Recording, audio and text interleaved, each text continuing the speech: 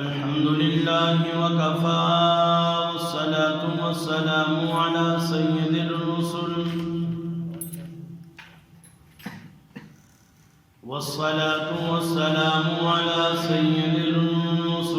وأفضل الرسل وأكمل الرسل وأجمل الرسل وأفضل الرسل وخاتم الأنبياء ونشهد أن لا إله إلا الله وحده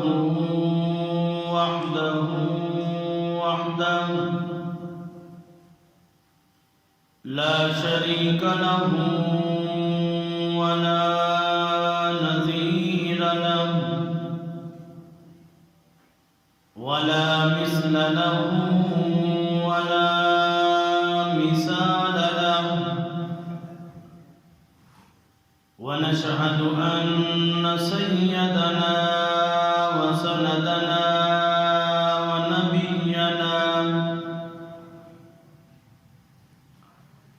ونبينا وشفيعنا وحبيبنا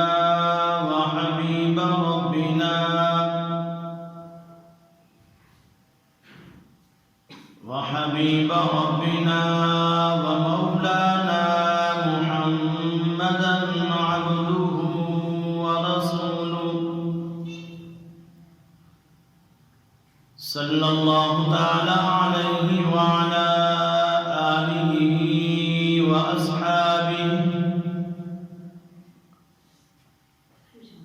وأصحابه وبارك وسلم تسليما كثيرا أما بعد فأعوذ بالله من الشيطان الرجيم بسم الله الرحمن الرحيم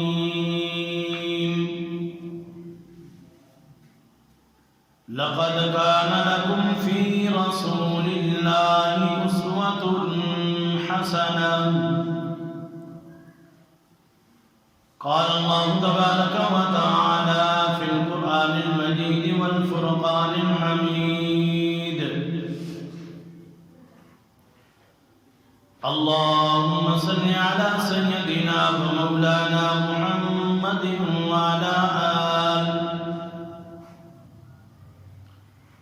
وعلى آل سيدنا ومولانا محمد وبارك وسلم يا رب صل وسلم دائما أبدا على حبيبك خير الخلق كلهم.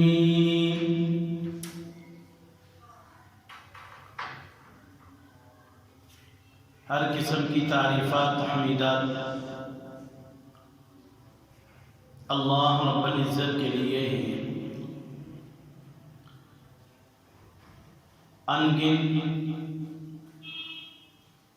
بے حساب و بے شمار درود و سلام ہو امام الانبیاء سید الانبیاء سید الکل ختم الرسل جناب حضرت محمد رسول اللہ صلی اللہ علیہ وسلم کی ذات گرامی پر. آج کے جمعہ المبارک کے خطبے کا عنوان مقصد رسالت صلی اللہ علیہ وسلم.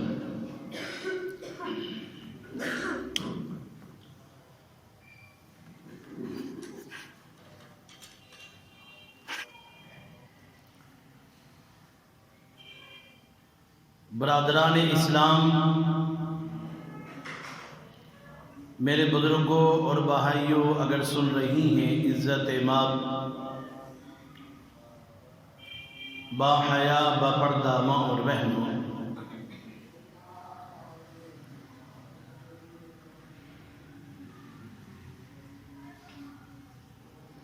جناب رسالت نعاب صلی اللہ علیہ وسلم کے مقصد رسالت کو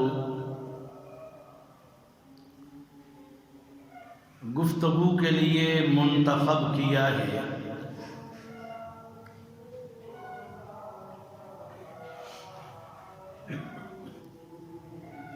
سیرت نبوی صلی اللہ علیہ وسلم کے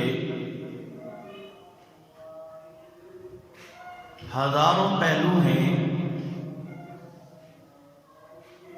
جو گفتگو کے لیے توجہ کو کھینچتے ہیں۔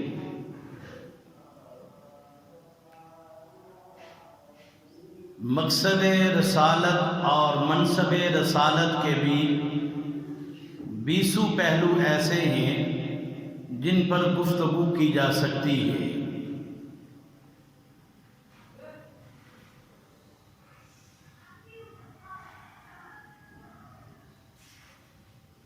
جن پر گفتگو کی آج میں ضرورت محسوس کر رہا ہوں۔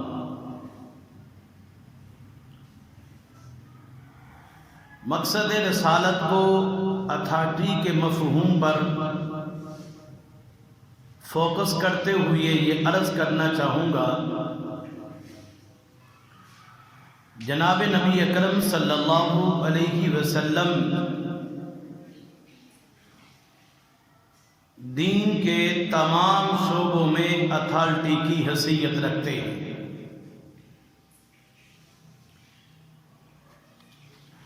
اسے چند مثالوں کے ذریعے واضح کرنے کی کوشش کروں گا۔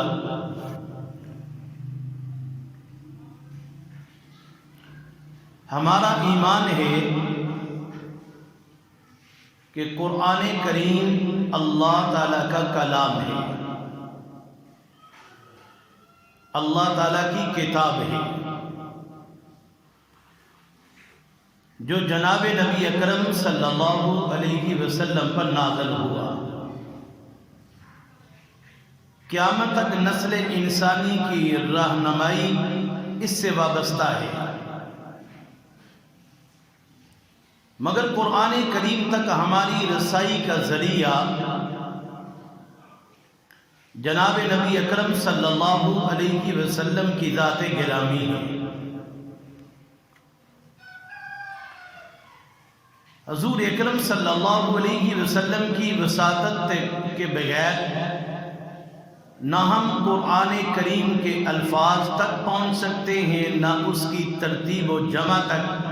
ہماری رسائی ممکن ہے، نہ ہی اس کے مفہوم اور اس کے الفاظ اور جملوں سے اللہ تعالیٰ کی منشا اور مراد کو معلوم کر لینا رسول اکرم صلی اللہ علیہ وسلم سے رہنمائی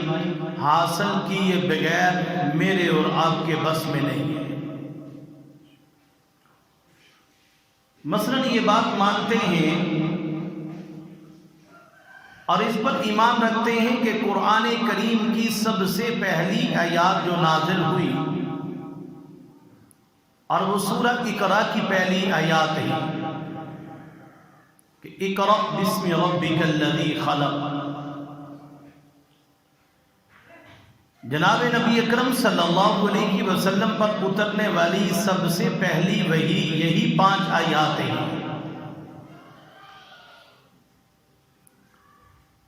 لیکن یہ بات معلوم کرنے کا واحد ذریعہ نبی اکرم صلی اللہ علیہ وسلم ہے۔ انہوں نے ہمیں غار حرا کا واقعہ بتایا۔ آپ غار حرا میں عبادت کے لیے جانے کی تفصیلات بتاتے ہوئے فرمایا کہ غار میں فرشتہ آیا تھا،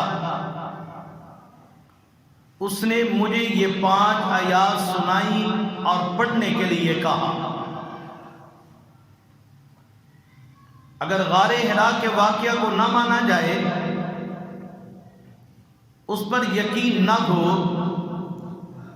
تو ان پہلی 5 آیات تک ہماری رسائی ممکن نہیں ہے،